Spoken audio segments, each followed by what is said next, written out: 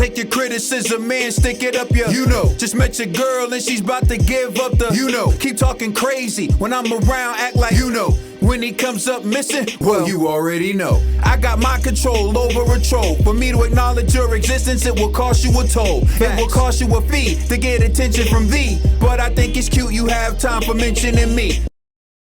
The next topic we're going to discuss on Boxing Bros is Fury laughs at a reporter when the reporter says that Deontay Wilder is the biggest puncher in boxing history, or at least in modern boxing history. We're going to take a look at the clip now.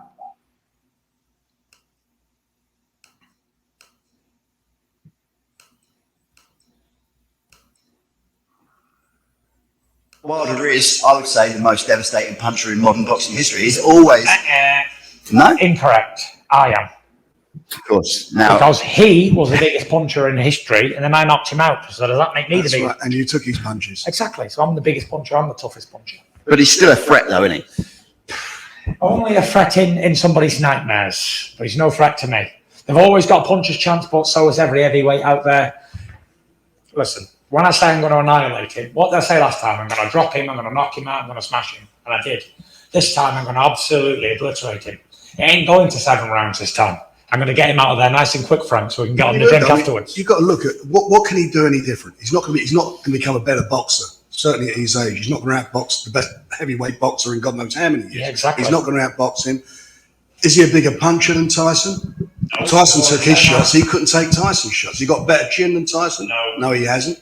So he's really what it will be is exciting while it lasts, because the only way he can do that is to come out and try and put it on Tyson. That's the only way he can. Like, he ain't welcome to my world. Exactly, right? And he's not going to outbox you. So this is going to be exciting while it lasts. And you've always said. So there you have it.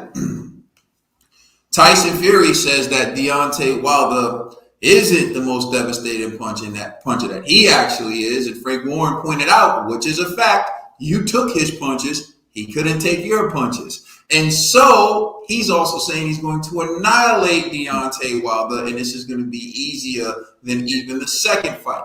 So I'll turn it over to you, Conspiracy. What's your reaction to Tyson Fury saying Wilder is not a devastating puncher and he's going to annihilate him?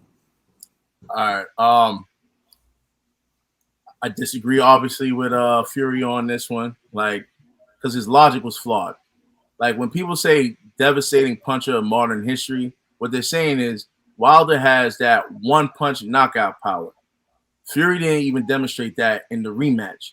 Now, Fury did stop Wilder, but that doesn't make him the most devastating puncher in modern history, right? When you watch Wilder fights, Wilder could lose every round. When he turns that punch, dudes get flatlined, right? Now, in that second fight with Tyson Fury, Wilder did land 3 right hands. Fury ate them. You know what I'm saying? But again, and this is what I honestly believe in my heart of hearts. Wilder already lost his legs when he came into that ring. Like when he took off the suit. Nah, I'm being real. This is what I observed. Like, I just want to know, is that a fact? Yeah, it was a fact. Yo, he didn't. It's a fact that he lost his legs, and this is irrefutable because of what evidence do you have to show me? You know what? I'll correct myself. Okay, thank you. I'm basing this strictly off of my observation of watching prior Deontay Wilder fights and then watching that fight. He didn't look the same. When he took off the Mega Man costume, he was sweating. He looked good. Is it possible that your opinion, based on his prior fights, come from the fact that you watch it from the vantage point of a Deontay Wilder fan? No, and you could be watching with confirmation. So, you're now understand. You're telling me right now that it's impossible for you to have confirmation bias. Hold on. It's possible. I'm saying. Thank you. Okay, that's all I want to know. Go ahead. My observation, though, is strictly me being objective. But can you honestly say that your observation is objective when you're a fan of someone and you're watching the fights to prove your theory that you believe already? You know the answer is no, G. So don't even say it. Hold on. Listen. I see your argument. However, you could still favor someone and still be objective. So again, when I observed that fight, the trilogy fight, the rematch, right? I was like, there's something wrong with Wilder. When I watched the again, same thing. I was like, there's something wrong with Wilder. Something with his legs. His legs didn't seem secure.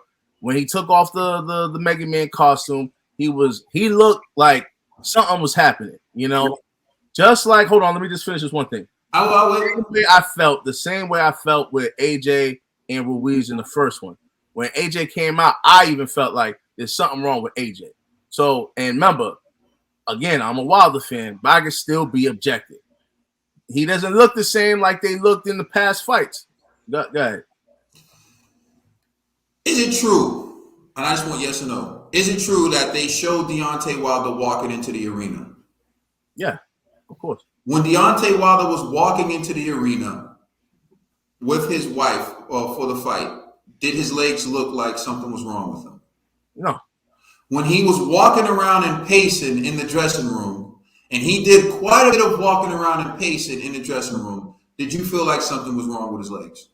No, but he did look. And is it? I said yes and only. And is it not true that when Wilder was walking around pacing in the dressing room, you in fact felt like he looked so good that you told Ned Wilder's about to violate Fury and he's about to murder him? Is that not true? Yes. But now you want me to believe Now you want me to believe from him walking into the arena, him pacing around in his dressing room, and him walking to the ring, something happened between that little 15-second walk that took his legs away. That's what you want me to believe. It wasn't a 15-second walk. Don't play me. You know what I'm saying? See, how long do you want me to make the walk, G? How long do you want me to make? I'll make the walk as long as you want me to make it. Well, listen. We don't know when. You telling me that little bitty walk took his legs away? Yo, listen, man. Okay. The LED lights all up in his face. All I'm saying is I'm confident I would win this case in court in 5 minutes. The jury wouldn't even deliberate for 5 minutes with all the evidence I would present to shred this argument that Wilder had no legs. But go ahead. But again, it was the LED lights. It was that lights, man. It was the LED lights, man. Them things all up in his face. You know what I'm saying? Just, I think the things affect your nervous system. I don't know. I'm just coming up with some shit. But I'll say this, though. Even how he landed those punches weren't as crisp as how we've seen Wilder land punches before. Now, it could be because Fury seen them coming and he turned with those punches. But nonetheless, it didn't look like the same Wilder. The turn, how he responds to the right hand when he's throwing it wasn't the same. So I have to believe this just wasn't Wilder, right? I'm not saying it was tempered or whatever. It could be, maybe he was too anxious. It could just be hey, maybe that LED lights. It could be a number of things. But that wasn't the Wilder. And everyone has a bad day or off day in boxing. Ooh, the speculation is building. Just walking me on this. I just feel like I'm not walking. I'm asking questions. I don't have to. I just want to ask you some more questions, G. How much did Tyson Fury weigh in the first fight? What was it? 280 or something? 278? 250. 250. Oh, okay. All right. Oh, you said the second. My fault. I said the first fight. How much did he weigh in the first fight? Yeah, I thought it was 270 or something. No, he weighed 250 something. Okay. All right. How much did Tyson Fury weigh in the second fight? I don't know. 275. Oh, okay. So I got him wrong. In which fight did it look like Tyson Fury was the leanest? Was it the first fight or the second fight? It was the second fight. So now, people are usually look leaner and weigh more when they tend to have more muscle. Is that not correct? Yeah. So is it not possible that Tyson Fury took the punches better from Deontay Wilder after putting on 20 plus pounds of muscle? That's possible. That's possible. Yeah. Okay, so if that is possible, hold up. If it's possible that Tyson Fury took the punches better after putting on 20 plus pounds of muscle, that would mean there was nothing wrong with Deontay Wilder's right hand. It was just Fury was better equipped to take the right hand shot. Oh, can I counter that? My counter is Go ahead. if you watch them punches that he threw, like he was throwing them without like a stable base. Like for example, like in the first fight when he threw the one that he landed the last round, you could tell that one hurt. He had the base correct and he snapped it. These ones, like one of the punches that he landed, it seemed like it was like a loopy over straight. You know what I'm saying? So it's like a different type of punch. Go ahead. Is it not true that in the first fight, Tyson Fury gave Deontay Wilder more distance to throw the right hand? Of course. So in the second fight, Tyson Fury closed that distance where he was closer to Deontay Wilder, and Deontay Wilder didn't have the ability to fully extend or put leverage on the right hand the way he could in the first fight. Is that not correct? Yes, that is correct. So is it not possible that that played a role on how Deontay Wilder threw the right hand and not the fact that it was different from the first fight? Oh, well, it's still different because the punch placement. Okay. If you short in the range, then he's not fully extending on the punch. So I agree with you. So then now that does not discredit Wilder not being the most devastating puncher in modern history. You see what I'm saying? Like it just means that Tyson Fury developed a strategy to minimize the impact. Go ahead, Ned. Is Wilder a more devastating puncher than Mike Tyson? We're talking about modern history, bro. Oh, like, the dudes that are fighting right now. Like when you think about is Wilder a more devastating puncher than Anthony Joshua? I believe so. Yes. With the right hand. I'm just talking about the right hand. I'm only talking about the right hand. You know what I'm saying? All right, I'm gonna tell this story that I've told like 50 times on this show. Go ahead, Dollar Bill. Preach. Deontay Wilder was a huge fan of Deontay Wilder. You know, me and Kaden as well. But here's my journey with Deontay Wilder. I actually picked him to beat Tyson Fury in the first match. I picked him. And the fight was a draw. Even though Tyson Fury won more rounds, I agreed with the draw because of the knockdowns and everything. I believed that it was a draw. They asked me who was going to win the second fight. I said Tyson Fury. Just because of the things Deontay Wilder was saying and the things that we've seen from Deontay Wilder. Now, when he says he's the biggest puncher, I would have to say no. And this is the reason why I'm saying it. Because you got to pick against opposition. Who you're punching, who you're knocking out.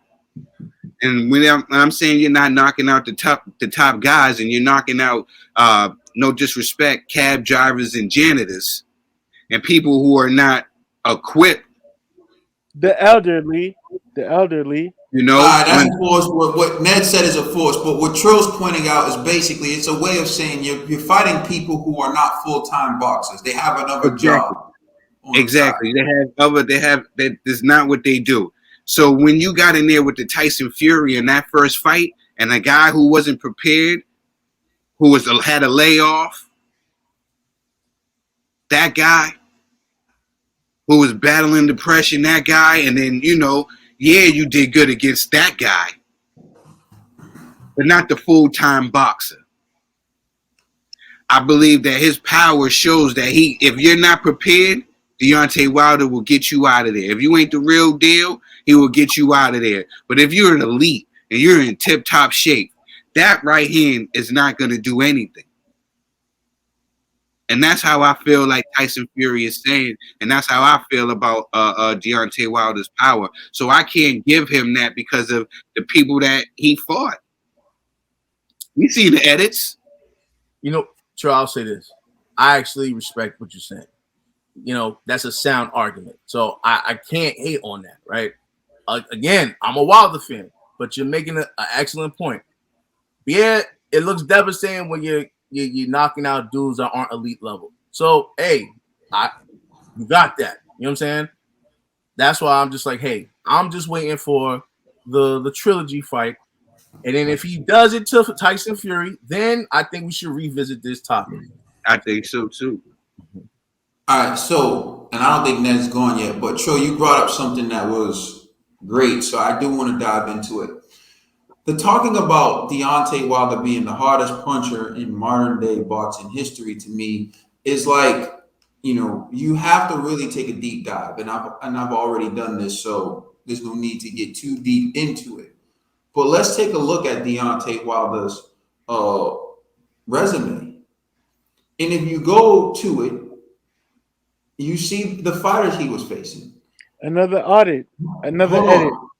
The point is, this guy Ethan Cox had 5 fights in total. He knocks him out, right? 5 fights. This is what Trill's talking about. This is a man who's fighting part time. Say we give you $100 to come fight this kid we got. This dude only fought 1 time, so that tells you where he was at. I already seen all these fights. And trust me, if I click on these guys' names, actually, because this guy Joseph Raybot has probably over 20 L's now. If I click on his name, 31 L's now. So this is a guy who they were bringing in to get beat up, and this is the level of opposition he was facing. So let's count this real quick for Deontay Wilder: 1, 2, 3, 4, 5, 6, 7, 8, 9. 10, 11, 12, 13, 14. In his 14th fight, he was fighting a guy with 38 losses. That's who Deontay Wilder was fighting in his 14th fight. All right, let's go to Anthony Joshua. Let's say everyone Joshua fought up to his 14th fight was a bum. Look, 1, 2, 3, 4, 5, 6, 7, 8, 9, 10, 11, 12, 13, 14. He's fighting Cornish. 21-0. This is world level. This is local level champion. Then he goes on and he fights Dillian White. Dillian in his 15th fight. Now you're telling me a TKO over Dillian is more impressive than anyone Deontay Wilder has ever knocked out? Ever. Look at what Dillian White has done. Now it doesn't mean because Dillian White's been knocked out by other people, but Dillian White brings some threat. Dillian White's elite. Then he knocks out Charles Martin. Charles Martin would be one of the better names on Deontay Wilder's resume. Joshua stopped Brazil first. Then you go to Klitschko. Deontay Wilder never fought Klitschko. Knocks out Alexander Povetkin. Deontay Wilder never fought Povetkin. Now he lost to Ruiz, but Wilder lost to Fury. So you look at Pulev, another KO, another top guy who Wilder's never fought.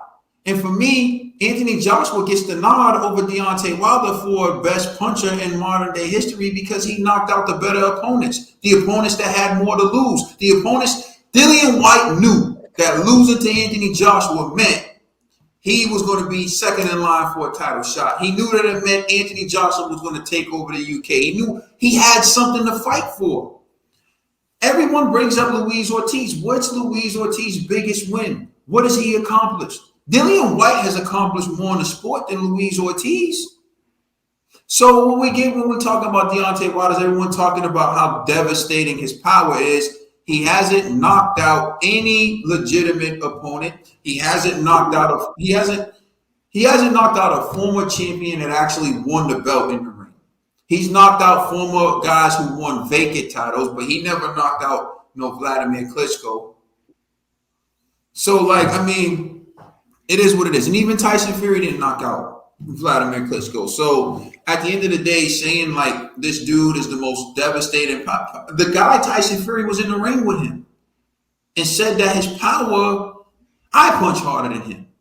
And I don't know if you went TV, I'll throw it to you, and this will be my turn, but I'll just close with this. Actions speak louder than words.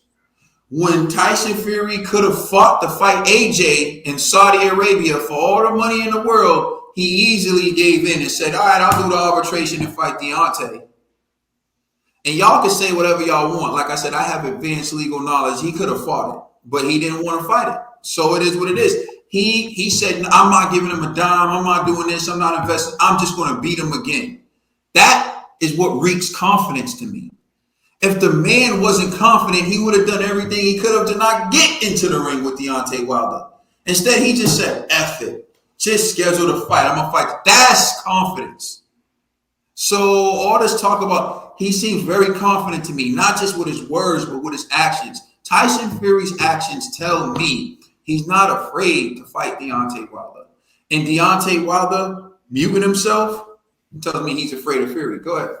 So do you agree with Fury's logic that he's the most devastating puncher in modern boxing history? No, but I will. But I will agree with this, and then I'm done. I agree with Fury when he says he punches harder than Deontay Wilder. I believe he does. I don't believe there's a single person that Deontay Wilder has knocked out that Tyson Fury wouldn't knock out. And I believe when Tyson Fury says that he's the harder puncher in that ring, I believe he is. You got something to say, TBE? yes, I do. I like to say this: when it comes to fighting, when it comes to boxing, everybody has a style, and Wilder has a style that is different from everybody else. It's not technical, it's not orthodox, it's not anything. It's Wilder. Like when you look at boxing, it goes orthodox. Wilder, huh? I said it was deep. Go ahead. That was deep. Thank you. So Wilder fights a style that is just different from everybody else. But when it comes to fighting, when it comes to like the elite, when it comes to everything, Wilder does. Wilder. All right, let me get focused. Let me get focused.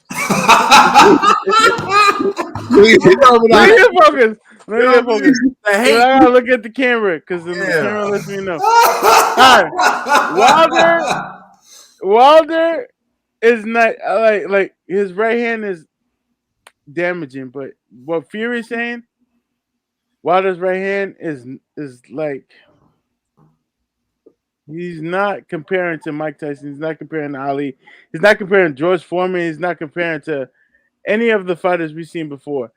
And at this point, you're naming people that aren't modern, like meaning like they're not modern, but they're boxers. And when you're saying he's the best modern boxer, now you have to compare him to the greatest boxers. You hear me? Why do you have to do that? Well, nah, Ned, you know what? G's limited it to modern, but there are people who say he's the most devastating puncher in boxing history. And I wouldn't. And when you look, Fury laughs at reporters saying Wilder is the biggest puncher in boxing history. No, that's what I'm reading. No, that we just. I'm reading. How much did you listen? Y'all getting real technical. Yeah. You know that there are people who say that. Who have the argument that he's the most devastating puncher in boxing history. I disagree with them though. You know, like I don't even like comparing eras because that's pretty much impossible to do. No. You know what I mean? But in this era, all I can do is just observe this era, right? And the guy asks Fury, is he the most devastating puncher in this modern era, right? Modern history. So I'm answering that question. That's how I was confused when that was like, yo, is he sure he does punch harder than Mike Tyson? I'm like, what you mean Mike Tyson? Then you just brought up Ali. I'm like, yo, now what are you talking about? I'm just saying, like, read the heading. I'm just saying, yo. I'm just saying, Wilder, you got punching power, but your last fight, you didn't show it, and you're as good as your last fight. And at the end of the day, oh, wow. Really? Last time that's what you're saying. Yeah. You know this is your last fight? Yeah. So when AJ lost to Ruiz in the rematch, who did AJ knocked out. What's his name? Yo. Yeah. You see how your logic is flawed then? No, he just fought in like last 2 months. But Ned, tell him yes. Because this is a revisionist history. In that moment, when Anthony Joshua lost to Ruiz, G in the Wild Delta world were calling him a fraud, were saying that he was overrated, saying that Anthony Ruiz was going to beat him again. You didn't say he was overrated? Hold on. Overrated? Yes. You didn't say AJ was overrated. Overrated? Yes. Fraud? Okay. No. I never called him a fraud. So you and the rest of the world, y'all were saying... Remember, I told you. Saying, okay, cool, overrated. Fraud may be too far. You were saying that. You were saying that he's overrated. Mm-hmm. I got frozen. Yeah, you were saying he was overrated, and they were saying that he was done. Y'all were saying he couldn't beat Andy Ruiz in the rematch. Y'all were saying until he beat him in the rematch. So that supports the theory that you're only as good as your last fight. Ned is saying you're only as good as your last fight. I said, oh, really? Then Ned, why did you pick AJ in the rematch if you're only as good as your last fight? That's what I'm saying. That doesn't make sense. You get what I'm saying? So it sounded cute, but Ned. Hold up. But loyalty means something. What was your loyalty when Seth Mitchell lost again? What was your bro? When he lost, he retired. Like, listen to what you're saying. Where's your loyalty to Birdman? Yeah, what was your loyalty? Oh, okay. Now we're being goofy. Got you. So now let us know how y'all feel in the comment section. Please like and subscribe. Check us out on Instagram and Twitter. And please check out our podcast on all major streaming services. Phantom's album, Destined for Stardom, out now on all streaming services. You know who we are with the Boxing Bros. Gee, why you letting that get you?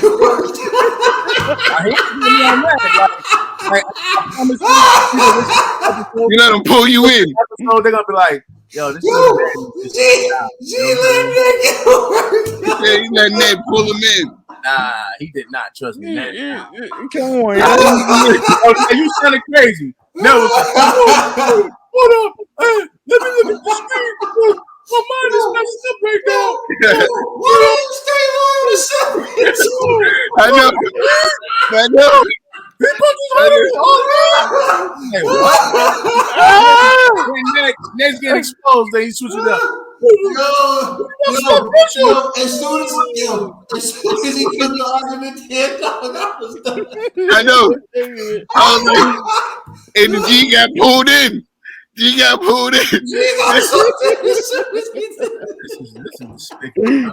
me, G. You gotta figure out what the hell he was saying. I'm not gonna lie. You have me. I was fishing. He's like, you only as good as your last fight. I said, really? Then why'd you pick AJ for a rematch? He just looked at me like, I was trying to think of the guy's name he fought in October. He fought last year. What about Seth Mitchell? I'm like, yo, Seth Mitchell retired, man. Like, I'm thinking we gotta keep moving for time, dog. Oh God! AJ beat the bricks off of Kovalev. That's what was I thinking. When things seem bleak, walk with me to navigate these streets. Walk with me.